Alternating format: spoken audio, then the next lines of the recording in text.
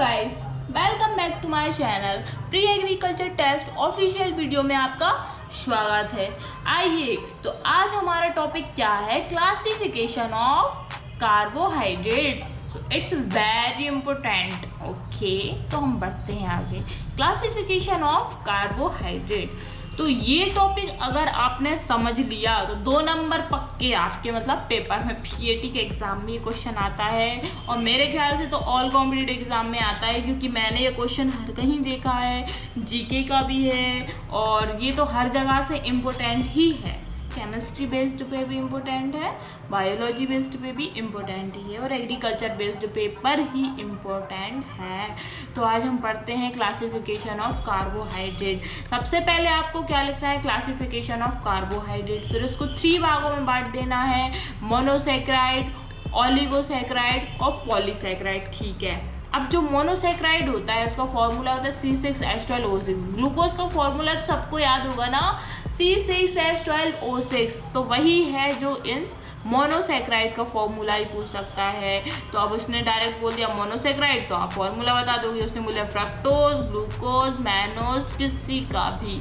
तो अब उसने बोला कि मोनोसैकेराइड के एग्जाम्पल बताइए। तो 4 एग्जाम्पल होते हैं। कौन कौन से, ग्लूकोज जिसको डेक्सट्रोज शुगर भी कहते हैं, जो कि ग्रेप्स में पाई जाती है। ओके, किसमें पाई जाती है, ग्रेप्स में पाई जाती है। डेक्सट्रोज शुगर काय में पाई जाती है, ग्रेप्स में पाई जाती है। ओके, देन नेक्स्ट है फ्रक्टोज। तो जो फ्रक्टोज शुगर होती है ये फ्रूट्स में पाई जाती है। काय में पाई जाती है, फ्रूट्स में पाई जाती है। और जो गैलेक्टोज होता है और एक मैनोज होता है। तो ये सारे एग्जाम्पल काय के हैं, मोनोसैकेराइड्स के। अब ओलिगोसैकेराइड्स क्या होते हैं, ओलिगोसैकेराइड को फिर से हमने 3 भागों में बांटा गया है, डाइसैकेराइड, ट्राइसैकेराइड और टेट्रासैकेराइड। ओके, अब तो एक और आ चुका है पेंटासैकेराइड, उसको हम बाद में बताएंगे क्योंकि ज़्यादा इंपॉर्टेंट नहीं है। इंपॉर्टेंट जो है वही आपके सामने है।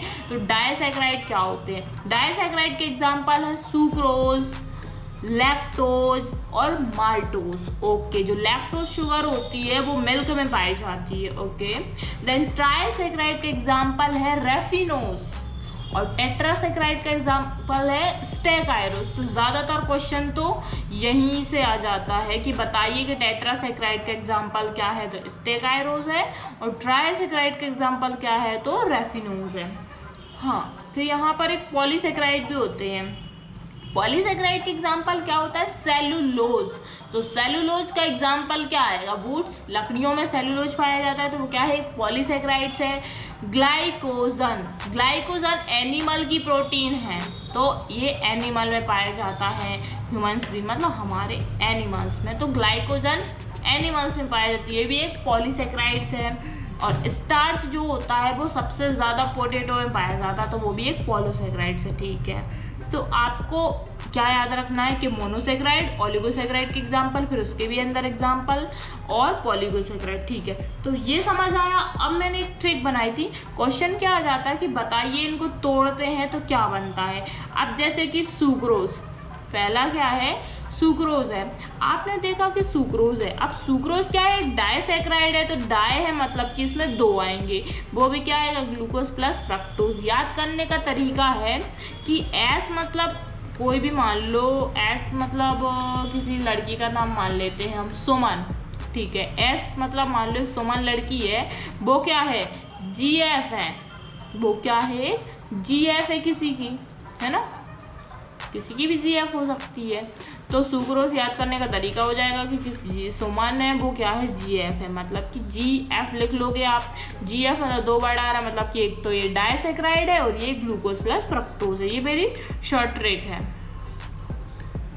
अगर आपको आए तो आप याद कर सकते हैं। लैक्टोज में क्या है कि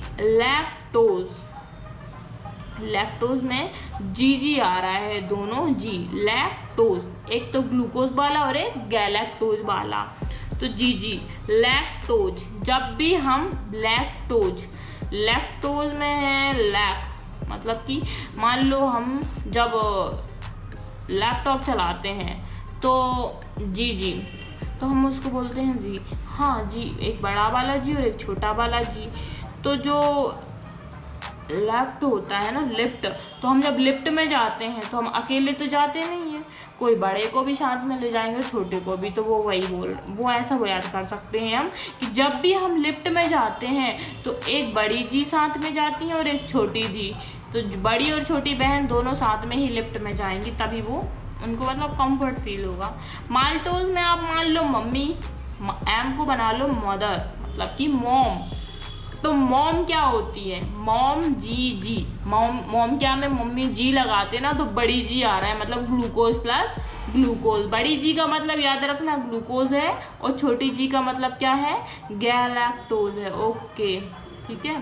तो इस ग्लूकोज का मतलब है ग्लूकोज, ठीक है। तो मम्मी क्या है? मम्मी के आगे हम जी लगाते हैं, तो ग्लूकोज प्लस ग्लूकोज। मतलब कि जब भी दो चीज़ें आ रही है, मतलब समझ जाओ कि ये डाइसैकेराइड हो गया। अब रेफिनोज में 3 लग रहा है, मतलब कि ये ट्राइसैकेराइड है, GFG। अब रेफिनोज में आर नाम की फिर से मैंने मान लो एक लड़की बना दी है, वो उसका नाम है रीना। ओके, तो रीना क्या है? एक GF है किसी की G की, तो ठीक है, GFG है रीना भी। तो GFG, आपको ये पता है कि रेफिनोज ट्राइसैकेराइड है, तो आपने GF तो लिख दिया कि रीना है वो जो GF है। अब आपको याद आया कि रेफिनोज तो ट्राइसैकेराइड है, तो एक और क्या आएगा? तो आपने बोल दोगे कि रीना GF है G की, तो G की मतलब कि जीजू की। तो यहाँ पे फिर से जी लगा दोगे तो याद हो जाएगा। अब स्टेकायरोस की बात करें, स्टेकायरोस में फिर एस आ गया। अब एस से आपने फिर से GF बनाई थी कि नहीं? तो आप यहाँ पे GF लिख दोगे और प्लस 2G लिख दोगे। 2G क्यों लिखोगे? क्योंकि आपको पता है कि स्टेकायरोस क्या है? टेट्रासैकेराइड है।